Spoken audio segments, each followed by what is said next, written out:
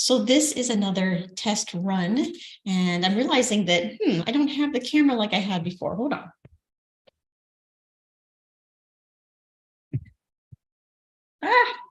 All right.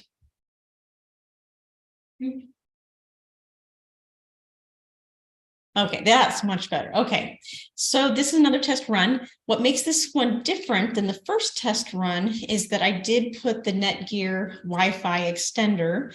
And the tricky part is I'm trying to figure out if it's working. The little blue light is flashing in it. I did the install like it said. And the tricky thing about it is that I don't know if it's working. I do know that my Wi-Fi is at max power. And I'm trying to remember if that's what it was before. Probably was. I mean, I'm in my home. The modem actually is really close. When we do house concerts, usually we're in a living room space so that we're probably near the modem anyway.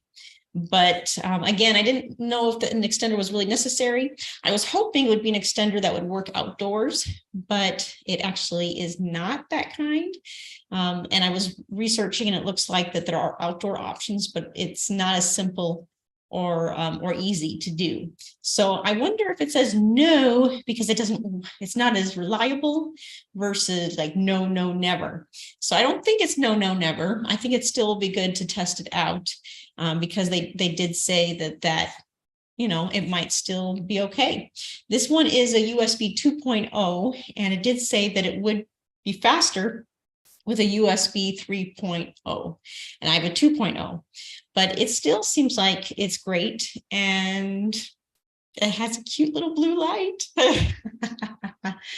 And in the meantime, now it's getting later. Normally, this is helpful too, just for an evening, and that, the lighting has to happen. You already saw about the shared screen, so that's great. And when I listened back with the first test run, it seemed like the sound was great. In fact, it might even be a little on the loud side. But people can always turn down their volume on their own devices, I guess. But better too loud than too soft, as long as, sometimes when things are loud, it can make things weird as well. But I don't think that's the case. I did also choose, besides the musician level of Zoom, was the echo cancellation, which, this is a high ceiling. You can't see this, but it's a high ceiling, so then it can definitely get echoes. Not every home is going to be like that, but mine is. But I think that's just a good standard to do from what I can tell. And then, of course, you saw I tested out the share screen. I'm really impressed. I used only 2 Velcros right here and here, and they're bundle Velcros. They're not just a Velcro, so that there's like a little slip to go through it. And these are kind of skinny. So I just have one here. I think this is the one really doing the trick. This one I did just so that this part wouldn't waggle. Yeah. Now, the thing is about this is if someone wanted to take the microphone off the stand, it doesn't work so great if I'm trying to have this here. It could still work. I mean, someone could probably still take it off. This is here, but then I don't know if I'd trust that. But this part right here could be adjusted higher or lower. Lynn Wing, who'll be performing on February 18th, she is taller than me. So then we can always adjust the camera accordingly, which is through my laptop.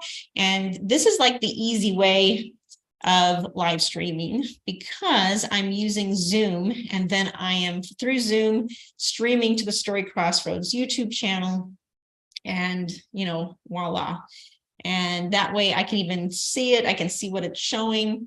I mean, you can still do a phone, but I don't know if I trust a phone. Now this, I do have it on a tall table, and that means it does take up a little bit of space in the home of where it's being hosted. So there is that. And then if I need at least one light, I have 3 lights out, but when I tried them, 2 of them were making too much of a shininess behind me. So it was best to just have the one, funny enough.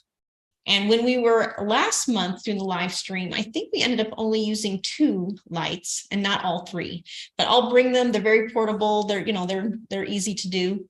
for the house concert. But yes, of course, the more lights, it more takes up space, and then you have more cords, and I know that can get crazy. But this does make it possible if people are not in Utah, or specifically in Orem, Utah, for this February 18th live stream.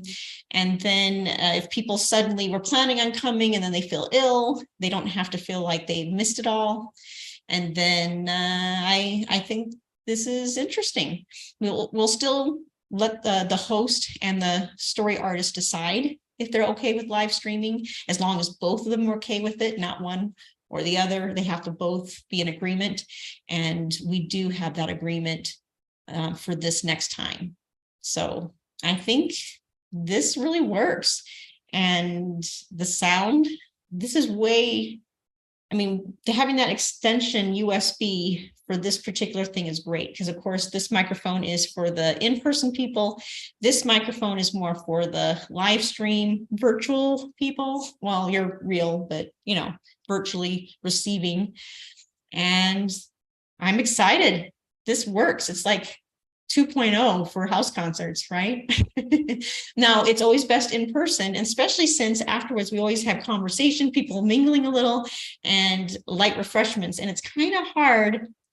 It's just kind of hard to eat pie or any other goodie through a screen. You just don't get that.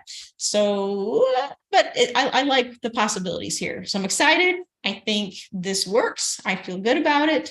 It worked even before what we did right now, but I feel even more confident in this. And I'm a believer in test runs. Can you believe that? Oh, I am. So I think that's a wrap. I think I'll listen to it just in case, but I have a good feeling. And if you're going to join us, all you have to do is youtube.com/story crossroads/streams, and streams is plural, STREAMS. Real easy. Until we tell again.